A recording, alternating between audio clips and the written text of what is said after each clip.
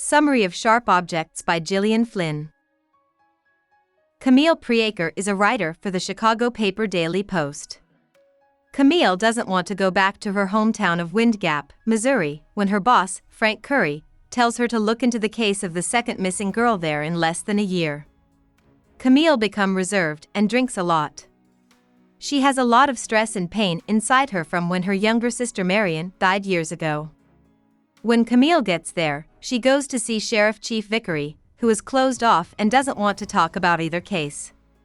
Camille pokes the man and learns that 9-year-old Ann Nash was found strangled to death in a creek in the woods with all of her teeth pulled out. Now, Natalie Keene, 10 years old, is also missing. Camille goes to her mom's house and asks to stay there while she works on her task. Camille's mother, Adora Krellin, is the owner to a hog farm that makes 2% of the country's pork. She comes from a wealthy family in Wind Gap. Amy, Adora's 13-year-old daughter, is sleeping upstairs when Camille asks her where she is. Sometimes Camille sleeps and sometimes she wakes up early to go to the police station. Camille walks into a horrible scene when she gets to downtown. Natalie Keene's body is propped up on the street, and all of her teeth are missing. Camille goes downstairs the day after Natalie's funeral and finds her half-sister playing with a 4-foot playhouse that looks just like Adora's huge Victorian manse. That Alma is 13 years old and has the body of a young woman. She is dressed like a kid. Camille sees that she has seen Alma around town with a group of girls for a few days now. They are always dressed sexily and acting weirdly. Alma says she's Adora's doll when she's at home and other things when she's with her friends. Camille is able to talk to Vickery downtown, but Richard Willis, a detective from Kansas City who has been sent to look into the killings, cuts them off quickly. When Camille gets home, she takes off all of her clothes and looks at her broken body. Since she is a cutter, she has hundreds of words burned into every part of her skin except for her face, neck, and the middle of her back. Camille began cutting when she was 13 years old, and she still feels her skin scream at her when she's stressed. Camille meets Richard again the next day, and the two of them make a deal. He asks Camille to help him learn about the tense past of Wind Gap. He offers to help Camille with her story in return. While Camille is on her way home, she sees Alma and her friends stealing gifts and flowers from where Natalie's body was found. Camille meets up with some of her mom's friends at a restaurant the next day. The women ask Camille to sit with them, and she hears them talking about John Keene, Natalie's teenage brother, who they think might be the killer. A drunk man Camille is warned by Jackie that Adora has been acting strangely lately. Then Camille goes to the Nash house to talk to Ann's parents, Bob and Betsy.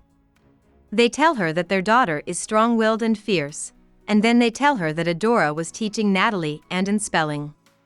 Camille sees Alma driving around town in a golf cart on her way home. She goes east with Alma and finds the hog farm. There, she is horrified to see Alma sit down in front of a feeding pig and squirm with pleasure as the sow's piglets fight over her bloody nipples. Camille tries to talk to Natalie's mother the next day, but Mrs. Keene kicks her out of the house when she finds out she is a reporter. At that very moment, John Keene's girlfriend Meredith Wheeler drives by and offers to put John in touch with Camille. John and Meredith go to Adora's house to talk to Camille. During their talk, it turns out that John doesn't have an alibi for the night Natalie was killed. Meredith, a famous cheerleader who is obsessed with her looks, wants to clear John's name as soon as possible. Camille knows that both Ann and Natalie are strong-willed. John says that he and his family moved from Philadelphia to Wind Gap after Natalie cut a student in half with scissors and then hit her again. After that, Camille and Richard drive around together the next day and kiss. When Camille gets home that night, Adora is waiting for her downstairs, and she looks like she's been drinking. Adora says she has never loved Camille and wishes it had been Camille who got sick and died instead of Marion. Camille talks to Meredith in the morning, and she tells her that both Ann and Natalie bit people. Natalie bit Meredith twice, and Ann bit Adora. When Camille sees Richard, she asks him if he thinks the killings were done by a man or a woman. Richard says he thinks the crimes were done by a guy because a woman could not have been so violent. Camille says she knows that Anne and Natalie bit people violently, but Richard accuses her of playing him for a fool and leaves when she won't say who or why they bit. Camille goes to Richard's room the next day to say sorry. Even though Camille wants to hide her scars, she won't take off her clothes during sex. When the party is over, Camille goes with Alma and her friends. Camille gets OxyContin and ecstasy from Alma, and soon she and her friend are really high. In her dream, Camille sees Marion telling her that it's not safe in Adora's house. That night, she lets Alma fall asleep in her bed. Camille feels terrible when she wakes up in the morning. Adora goes into her room and gives her a blue pill. After proving that Adora gave Camille the blue, Alma sits naked on the floor in front of her dollhouse and tells Camille what's going to happen. Camille walks down the hall to Alma's room in a fog. Camille figures out that Adora killed Marion with poison and is now doing the same thing to Alma. Camille runs to Jackie's house right away. Jackie tells Camille to leave town because she has always thought Adora was responsible for Marion's death. Camille drives to a bar on the edge of town because she is still scared of going back home. Her friend John Keane is very drunk when she finds him there. He begs her to think that he is not guilty. Camille knows what it's like to lose a sister, so she tells John to believe him. After going to a hotel together, John and Camille have sex. John sees one of Camille's scars and wants to see them all, so she lets him be the first man in 14 years to see her naked body. Richard and Vickery come to the hotel door in the morning. Adora had called the cops to say that Camille hadn't come home. When Richard finds Camille with John, he is shocked and upset, and he won't accept her excuse. Camille goes to see Katie, a friend from high school who used to work as a helper at their school. Katie tells everyone that Alma was especially mean to Anne and Natalie. Adora gives Camille a big glass of blue milk when she finally gets home. Camille has to show herself that she isn't crazy, so she takes her mom's medicine again. After 20 minutes, Camille starts to throw up. She runs to the closest hospital and asks to see old files about Marion. She finds a note from a nurse who thought Adora might have Munchausen by proxy syndrome. This is a condition in which a caretaker, usually a mother, makes someone else sick to get pity and attention. The nurse couldn't get anyone else to speak up because of Adora's position in Wind Gap. After being upset for a while, Camille calls Curry from a payphone and tells him that she thinks her mother killed Marion and Natalie. After the call, Camille goes to a nearby restaurant to find Richard and tells him she thinks he has been thinking about Adora the whole time. Richard tells us that he got a search warrant and will be there tomorrow. When Camille gets home, Adora calls her to her bedroom, which Camille has been told not to go into for a long time. Camille is amazed by the beautiful white floors as she walks in. Adora makes Camille a drink and asks her to sleep with her. She then says she's sorry for not loving her. Cam tells Adora that she will never forgive her for what she did to Marion as she drinks the drink. Camille wakes up with a fever and is covered in her own pee and sweat. Adela helps Camille get into the tub and gives her more medicine and blue milk. Camille's thoughts start to get fuzzy, and she falls asleep in the tub. She wakes up to screams later, just as Richard bursts in the door. He gives Camille an offer to take her to the doctor for tests and tells her that everyone needs to leave the house. That night, cops search Adora's room and find a huge collection of illegal medicines, horse tranquilizers, and industrial-grade laxatives and emetics. All of these drugs are found in Camille's toxicology test.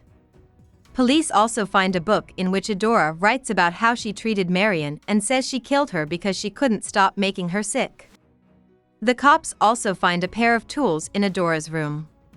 There is small amounts of blood from both Anne and Natalie on them. Adora is charged with murder, and Camille takes Alma into her care and brings her back to Chicago to live with her.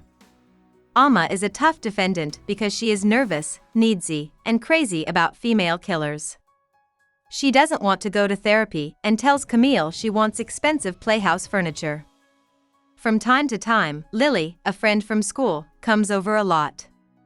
When Camille wakes up one night, Alma is standing over her, hot and sweaty, and telling her she likes Lily more. Then Alma asks Camille to take care of her like Adora did. Alma starts to cry when Camille tells her they won't do things the way Adora did. After a few months, Lily goes missing on her way home from school and is later found dead a few blocks from Camille's apartment. She was missing 6 teeth.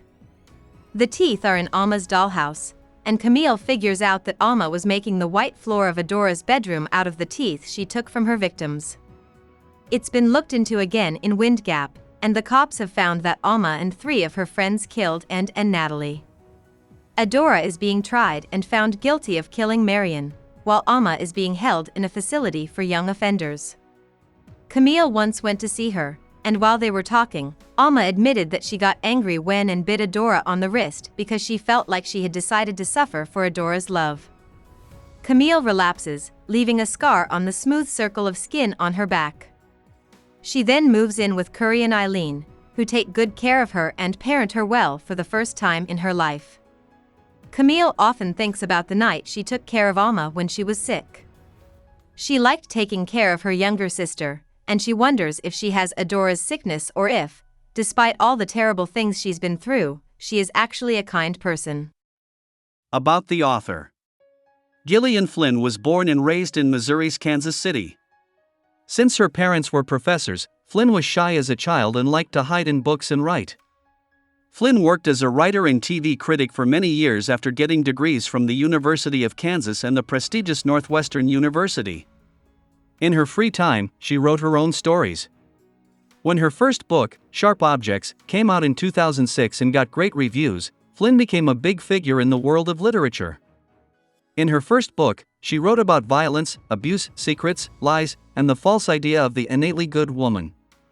These themes and ideas would later make her third book, Gone Girl, a huge hit and a real literary success. The book sold 2 million copies in its first year, was translated into 40 languages, made into a big motion picture, and was praised as one of the most shocking books written in recent years. Flynn lives in Chicago with her husband and 2 kids. She wrote the screenplays for both Gone Girl and the ITV show Widows. Hope we summarized it fully and you liked it. Please hit the like button and subscribe to our channel so that we are motivated to create more videos.